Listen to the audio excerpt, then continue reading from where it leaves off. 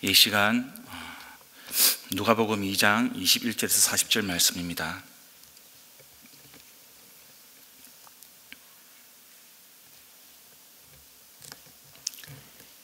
우리 한 절씩 교독하도록 하겠습니다. 여드레가 차서 아기에게 할례를 행할 때에 그 이름을 예수라고 하였다. 그것은 아기가 수태되기 전에 천사가 일러준 이름이다. 모세의 법대로 그들이 정결하게 되는 날이 차서 그들은 아기를 주님께 드리려고 예루살렘으로 데리고 올라갔다. 그것은 주님의 율법에 기록된 바 어머니의 태를 처음 여는 사내 아이마다 주님의 거룩한 사람으로 불릴 것이다 한 대로 한 것이요, 또 주님의 율법에 이르신 바 산 비둘기 한 쌍이나 어린 집비둘기 2마리를 드려야 한다 한 대로 희생제물을 드리기 위한 것이었다. 그런데 마침 예루살렘에 시므온이라는 사람이 있었는데 그 사람은 의롭고 경건한 사람이므로 이스라엘이 받을 위로를 기다리고 있었고 또 성령이 그에게 임하여 계셨다.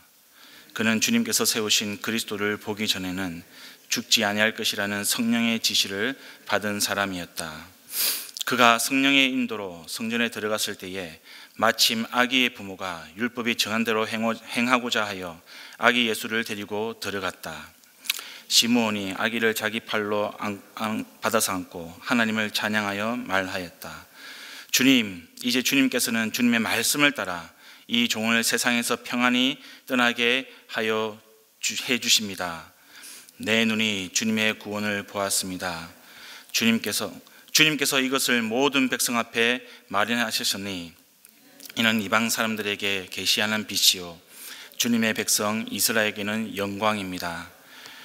아기의 아버지와 어머니는 시므온이 아기에 대하여 하는 이 말을 듣고서 이상하게 여겼다. 시므온이 그들을 축복한 뒤에 아기의 어머니 마리아에게 말하였다. 보십시오, 이 아기는 이스라엘 가운데 많은 사람을 넘어지게도 하고 일어서게도 하려고 세우심을 받았으며 비방받는 표징이 되게 하려고 세우심을 받았습니다. 그리고 칼이 당신의 마음을 찌를 것입니다. 그리하여 많은 사람의 마음속 생각들이 드러나게 될 것입니다. 아셀 지파에 속하는 바누엘의 딸로 안나라는 여예언자가 있었는데 나이가 많았다. 그는 처녀 시절을 끝내고 7해를 남편과 함께 살고 과부가 되어서 84살이 되도록 성전을 떠나지 않고 밤낮으로 금식과 기도로 하나님을 섬겨왔다. 바로 이때에 그가 다가가서 하나님께 감사를 드리고 예루살렘의 구원을 기다리는 모든 사람에게 이 아기에 대하여 말하였다. 함께 읽습니다.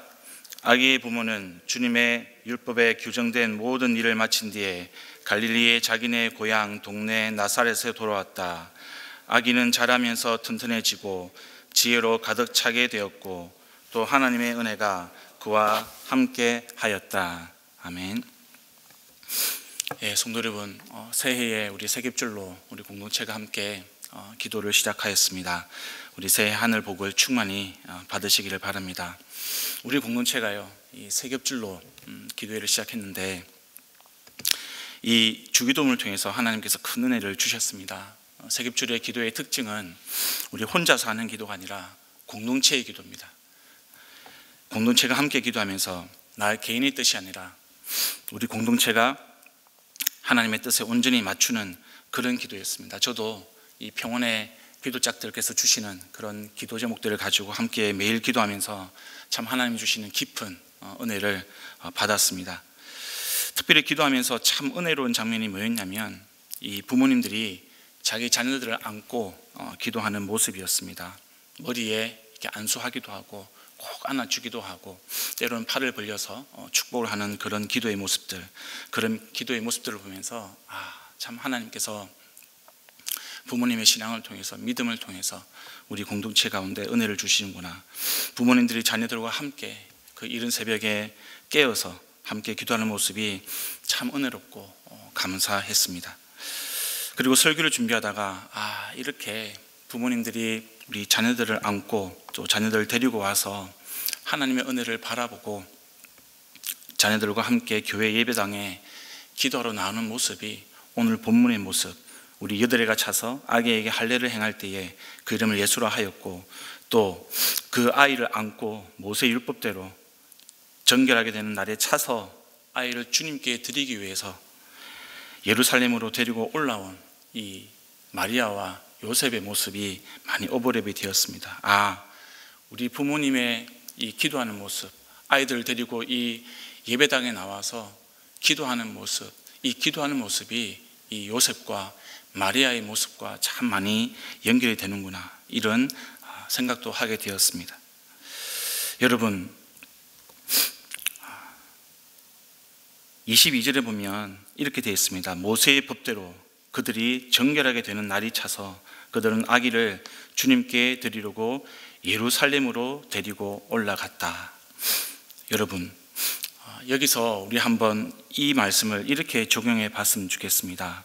우리 아이들의 이름을, 혹시 자녀가 있는 부모님이 있다면 이 아이들의 이름을 불러가면서 한번 이렇게 적용해 볼까요? 모세의 법대로 그들이 정결하게 되는 날이 차서 그들은 나의 자녀 누구누구를 주님께 드리려고 예루살렘으로 데리고 올라갔다.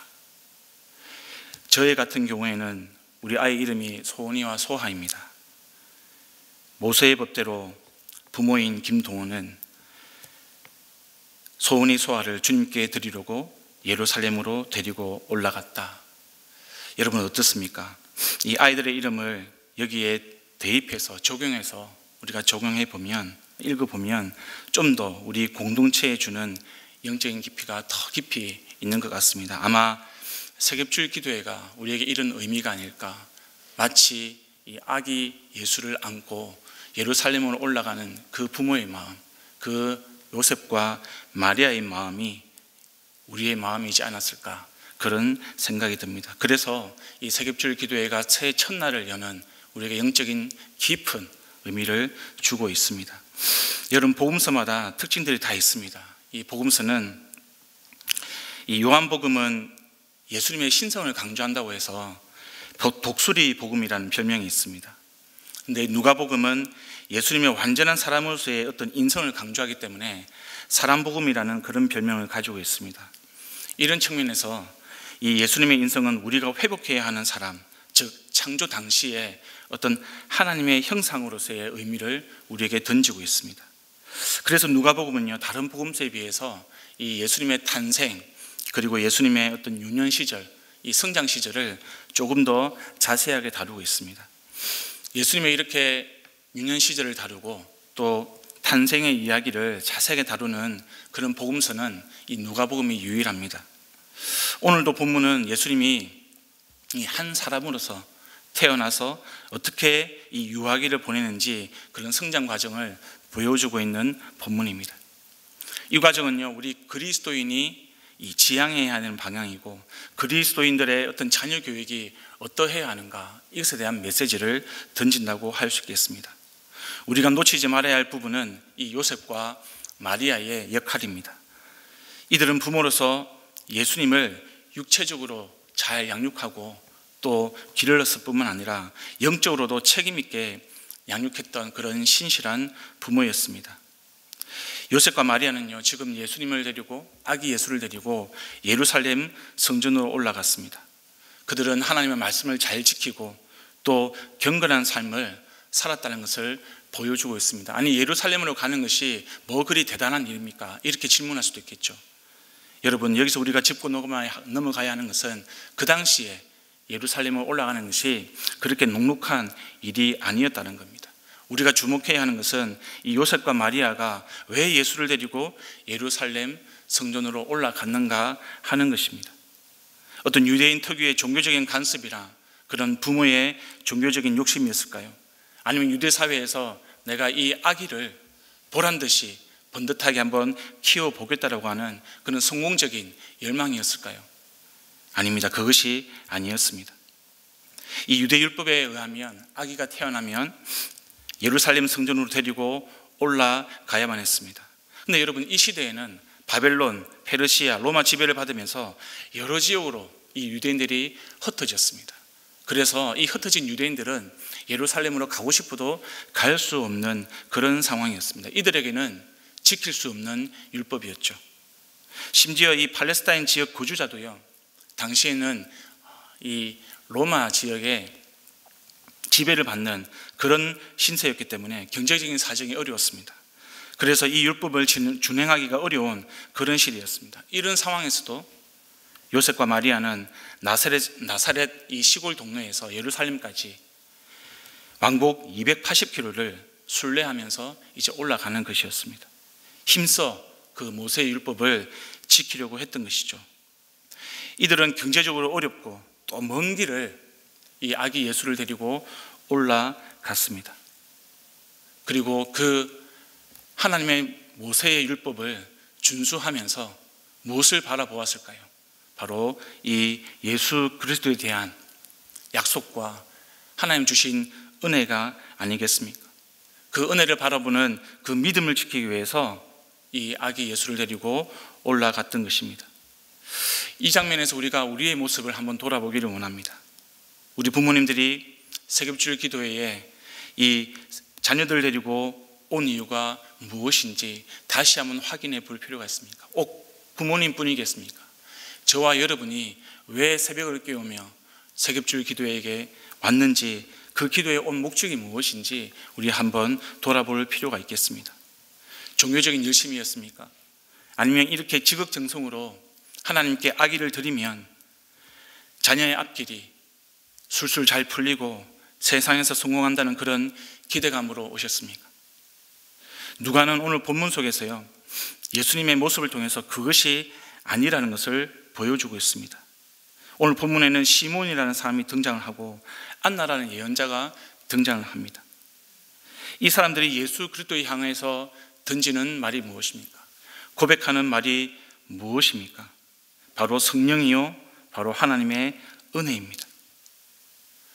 예수 그리스도를, 지금 아기 예수를 데리고 온 그런 요셉과 마리아를 보면서 시므온과 안나는 바로 하나님의 성령과 또 하나님의 은혜에 대해서 축복의 말을 하고 있습니다. 바로 이것이 우리가 예배당에 기도하러 나오는 하나님의 목적이요, 하나님께서 우리에게 주시는 메시지인 것입니다. 우리가 세상적인 성공과 우리 자녀가 잘됨과 우리 가정의 그런 만사 형통을 위해서 기도하러 나오는 것이 아니라 바로 우리의 뜻을 주님께로 맞추는 것, 우리 가족의 방향을 주님께로 맞추는 것, 우리 인생의 방향을 주님께로 맞추고 그 주님께서 우리의 인생을 인도하신다고 하는 그 약속의 말씀, 그 성령님의 말씀, 그 약속, 그것을 우리가 바라고 기도하러 이곳에 나와서 엎드리는 것입니다. 그리고 그 성령께서 우리의 삶을 인도하실 때 필요한 하나님의 은혜를 우리가 구하는 것이죠. 이것이 무엇입니까? 바로 성령께서 우리에게 임할 때, 우리를 인도하실 때, 우리가 하나님께서 약속하신 그 은혜를 받을 때에 예수 그리스도께서 40절에 자라면서 튼튼해지고 지혜가 가득 차게 되었고 또 하나님의 은혜가 그와 함께 하였다라는 그 말씀이 우리에게도 임하는 것입니다.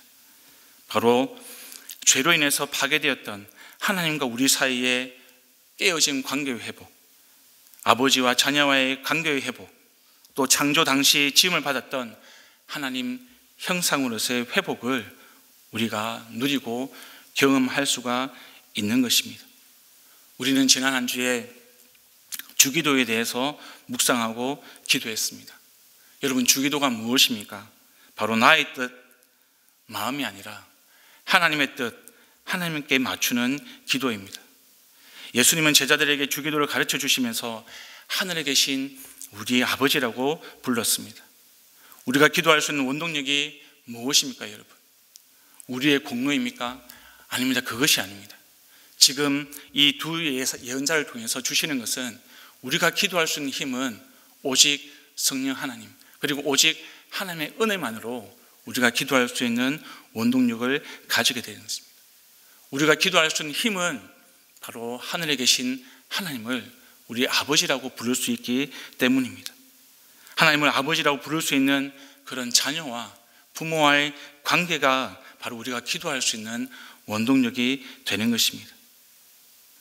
우리는 예수 그리스도를 통해서 하나님과 우리와의 관계가 회복이 되었습니다. 우리는 죄인이 신분에서 이제는 하나님의 자녀가 되었습니다. 오늘 본문도 유사한 맥락입니다. 아기 예수가 태어났습니다.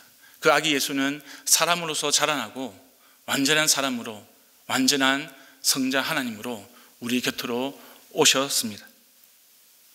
그 완전한 사람이신 예수 그리스도, 그 형상을 따라서 하나님을 관계를 회복해가는 그 예수 그리스도를 따라서 우리도 우리의 신앙생활을 해야 되는 것입니다.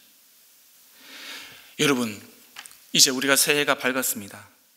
저와 여러분이 엎드려서 기도해야 될 제목이 무엇입니까? 우리는 무엇을 가지고 하나님 앞에 나와야 하며 무엇을 의지하며 우리의 기도의 집을 올려야 하며 쌓아야 하겠습니까? 바로 성령 하나님, 그 성령 하나님의 은혜를 소망하면서 함께 기도하기를 소망합니다. 그 성령 하나님의 은혜를 바라면서 함께 기도하기를 소망합니다. 이제 우리 함께 기도하실 때에 하나님께서 우리에게 주시는 성령 하나님의 인도하심, 그리고 그 약속, 그 은혜를 붙들기를 소망합니다. 우리가 우리의 집을 우리의 뜻대로 짓는 것이 아니라 하나님의 뜻대로 지을 수 있도록 도와주시옵소서. 성령의 인도하심을 따라서 내가 살아갈 수 있도록, 우리 가정에 설 수 있도록, 우리 공동체가 설 수 있도록 하나님 도와주시옵소서. 우리가 그 기도를 하나님께 올려드리고, 오늘은 또 교회를 위해서 기도하는 날입니다.